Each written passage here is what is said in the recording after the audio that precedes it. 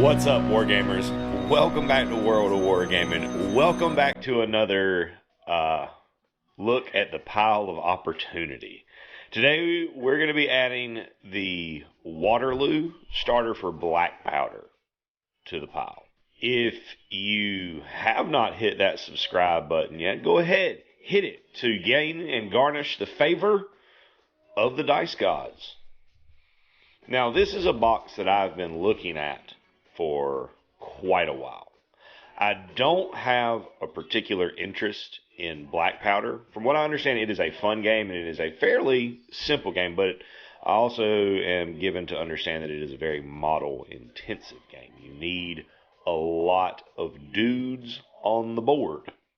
And right now I have big army projects going already, and I don't really want to add this to that list at the moment. However, it's always good to have a rule book. This does come with a rule book. And we're going to take a look at what all is in the box in a second before we open it. But I am purchasing this for ulterior reasons. I am very, very, very interested in Turnip 28. If you don't know what Turnip 28 is, check out the description. I will post a link to the creator's Patreon. He writes this game and updates it regularly. It's on its umpteenth. Like it's been through several editions and revisions. And you may have heard of it as a modeling style or technique, but it's actually a full-fledged game, and it is just incredibly cool. Like, rough synopsis is the world pretty much as we know it ended. Our timeline that we know ended after Napoleon's battle at Austerlitz. There was this outbreak of this plant disease that killed off a lot of the other vegetation, and then people were forced to eat these tubers, and the tubers mutate the people, and everybody's got roots and crazy stuff, and it's all dark and twisted. It's awesome.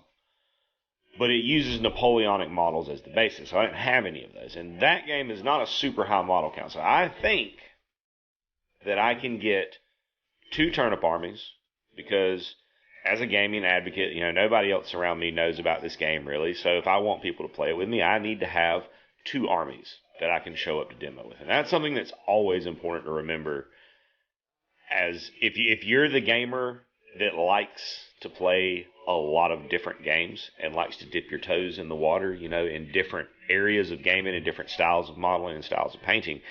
If you ever want to be able to put those things on the table, you're going to have to be the one to bring it to the table. You're going to have to be the one who can show up with the models and the terrain if necessary, and the stuff that's necessary to play to show people the game. And if you give them that little taste, give them that little taste of a fully finished game, and you got a chance of pulling somebody else into it. Now, the other thing that I'm looking at breaking this out and seeing what I can make happen out of it is I recently picked up the rules for the Silver Bayonet by Joseph McCullough, author of Frostgrave and Rangers of the Shadow Deep, also games that I'm interested in playing. But it also uses, it's a Napoleonic Gothic horror game, so Napoleonic wars, but with vampires and werewolves and ghosts and goblins and witches and all kinds of awesome stuff.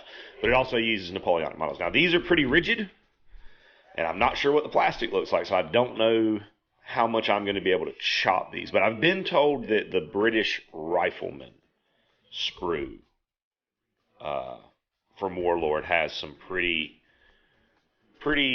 solid adjustable options. But those are my ulterior motives for buying this box. I found it on sale on the Amazon for $78, I think. And I had some gift cards, Amazon gift cards from work, which is why I was trolling for models anyways, because I had some essentially gifted money to spend, and ended up finding this and putting, $30 or so of my own money with it to end up with a lot of models. This has got a lot of plastic in it. As a matter of fact, let's flip it over and take a look at all the plastic that we got in here. Look at all this. Look at all these models. So we got the rule book, which is a softback, which I'm hoping is going to be it should be the small format rule book, which is what normally Warlords puts into their boxes. And I love a little rule book. Love them. They're easier to transport. They're just love them. I wish everybody would just sell that version of the rule book. So we got the rule book. We got a quick start guide. We got 12 plastic chasseurs, a cheval. I'm going to butcher these words, and I'm sorry if you know how to say it the right way, and you want to leave me a phonetic explanation in the comments. I will do better in the future, I promise. So that's 12 cavalry models, 48 plastic French infantry, 48 plastic British infantry, 24 plastic Hanoverian infantry, 1 metal artillery 6-pounder cannon, 1 metal French foot commander, 1 metal British foot commander, all the bases, 6d6, and a reference sheet. Love a reference sheet.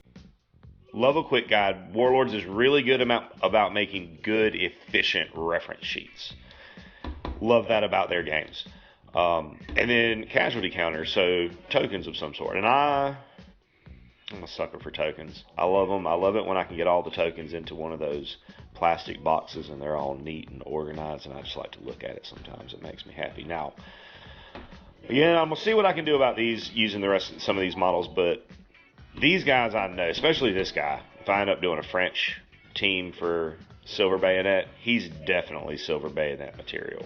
With that sword held up in the pose and his bicorn hat, perfect. So that's what it says is in here. Let's flip it over, rip it open, and see what's in here. All right, plastic's off. Time to get away for some new hotness. Come on, open. Good job. Oh, there it is. Ooh, let me take it in. Oh, it smells new. So this is, I like the way that's packaged. I like the way that's in there. That that makes me happy. So this is a beautiful rule book. I don't know what the inside looks like, but this cover is absolutely just Baroque, over the top, opulent goodness. Look at that. Absolutely outstanding. I'm not going to take the time to go through the whole book, because I'm not here to debate the rules. We're just here to look at what's in the box. Let's take, that's nice. Warlords Games usually has a combination of really good artwork and really good photography, stuff like this, where it's, the modified photography. I enjoy their books a great deal, especially when they have a beautiful cover like this and they're in this small book format. Next out of the box, we have the quick start guide, which is this is going to be usually some history on the battle as well, which is another thing that I enjoy about the Warlord Games, historical games, is that when they do give you these campaign settings, obviously this is not a simulation, this is a game. This is meant to be for fun. It doesn't, not everything has to be perfectly accurate unless that's just how you enjoy the game. But I love that they give you some of the actual history, and then they'll give you some missions, that are based on the different battlefields and such. There's a lot of plastic in here, guys. This is good stuff. This is a good buy already, I think. I haven't done the math on this yet, and I will. I will go and crunch the numbers to see what this would cost broke down. But I feel like this is a phenomenal value, even at the regular price. Even at the regular MSRP, I think this is a phenomenal value. And that's not counting the fact that I got it at a discounted rate, and then et cetera, and then some reference stuff on the back of that. So far, so good. So this right here is another thing that I really like and applaud Warlords for, is the fact that the quick reference sheet is part of the packaging. I like it because A, it means that the quick reference sheet is on some heavy cardstock. It's not on just a flimsy sheet of paper.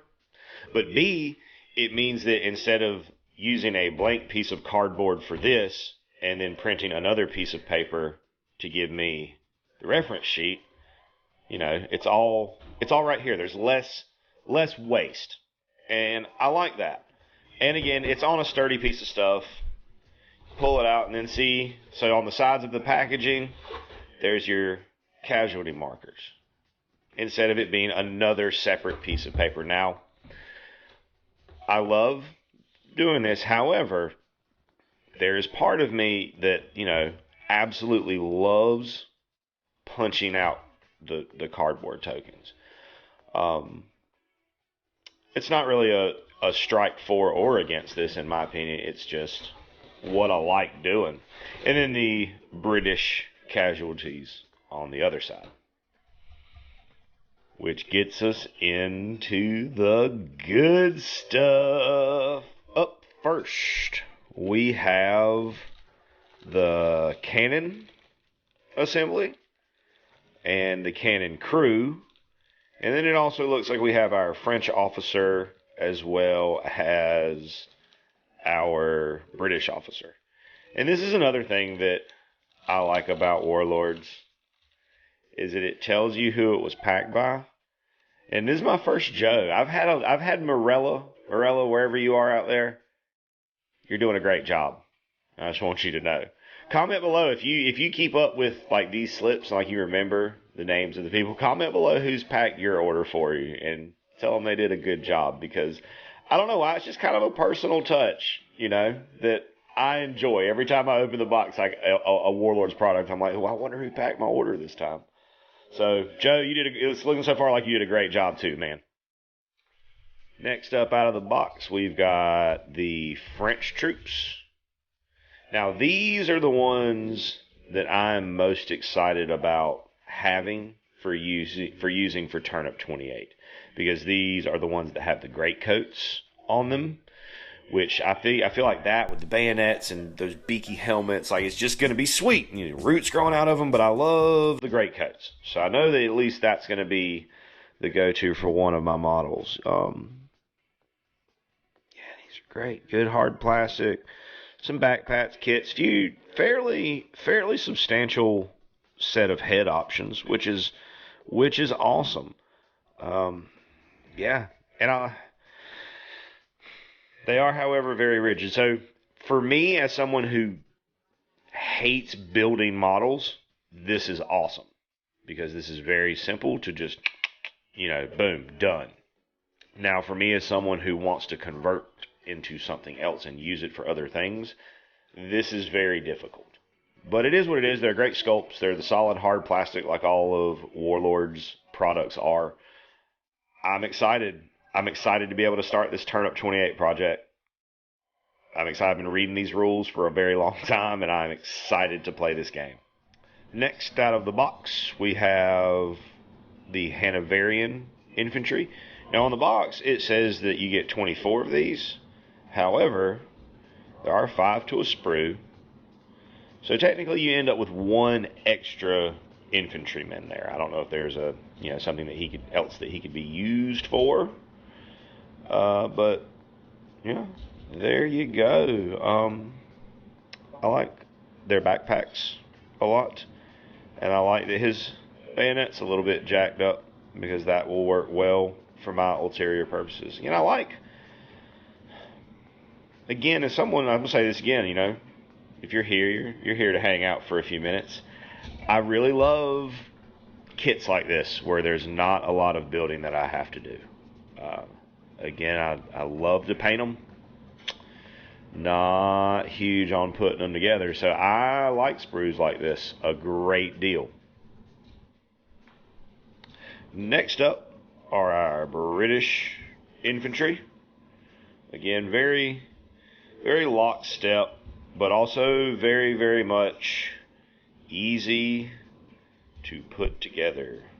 So I may end up trying to keep one side of this. There's a group for, there's a fairly considerable sized group of good guys for who do a lot of historical gaming in my area. So I may try to keep one side intact as much as possible. Maybe fill it out a little bit to have, maybe not both armies for this. Maybe I won't try to game advocate for this one as hard as I do for some other games. Nothing against the game. It's just I got a lot of other things that are higher on my hobby priority list right now. Instead of trying to say that name again and probably not saying it right, here are the cavalry for the French side. Pretty good looking cavalry kits. I like the proportions of the models. They look much more true scale. They don't have the super chunky ankles and wrists. And that's probably, I don't know, maybe because of the way they're cast, because they're cast as whole models instead. I don't really know. I'd like to, but I don't really know. So this is 2 models per sprue, 6 sprues, 12 cavalry. I love cavalry. I love armies that use cavalry. I love playing cavalry. I love playing bikes and Thunderwolf cavalry in 40K when I played that game. I love fast attack things. And then the last things in the box. Oh! Just speaking of it, talked her up. There's Morella in the very bottom of the box. Her and Joe double approved this, made sure everything was right. Or maybe Joe packed the top part and Morella packed the bottom part. By the way, great job, Morella. Great job, Joe. Y'all holding down the fort. I love those little tags. And then last up are the bases. Square bases. So this game and Turnip 28 will be probably the first games that I've ever played that use square bases. I've never modeled or based a square base in all of my 10 years almost of wargaming, maybe 10 years, maybe give or take 10 years. Never done anything with square bases, so that's an odd thing maybe to be excited about, but I'm definitely excited for it. And then last off, little pack of these little D6s, which I don't like rolling these little dice, but they're good for wound markers or, keeping up with random stuff just as a token. And that wraps up this episode of the Pile of Opportunity. Today we added the Waterloo Black Powder 2nd Edition starter set to the Pile of Opportunity for a really good price. Overall, gonna go out and say that this box is a solid deal if you are interested in Napoleonic wargaming, or if you are interested in an assortment of alternate Napoleonic themed games that are out there. That phrase was hard for me to get through for some reason. I don't know. Sorry. Anyways, solid buy in my opinion. Thank you so much for stopping by, hanging out with me for a little while today. Have a great day, and we'll see you next time. That does it for today. Thank you so much for tuning in to World of Wargaming. If you've enjoyed the content that you saw today, consider hitting that like button for me. If you want to see more content like what you saw today, consider hitting that subscribe button and hitting that bell for notifications so that you get alerts whenever I post new content. And if you liked what you saw so much that you would like to contribute to the continuation of it, then check out the description below. You'll find a link to the Patreon account for the studio. And there are numerous tiers there structured for however little or however much you would like to help out. And I want you to know that regardless of any of those things, if you do any of those things or don't do any of those things, I'm incredibly grateful that you stopped by and hung out today. I hope you have a great rest of your day, and I hope that the dice are ever in your favor.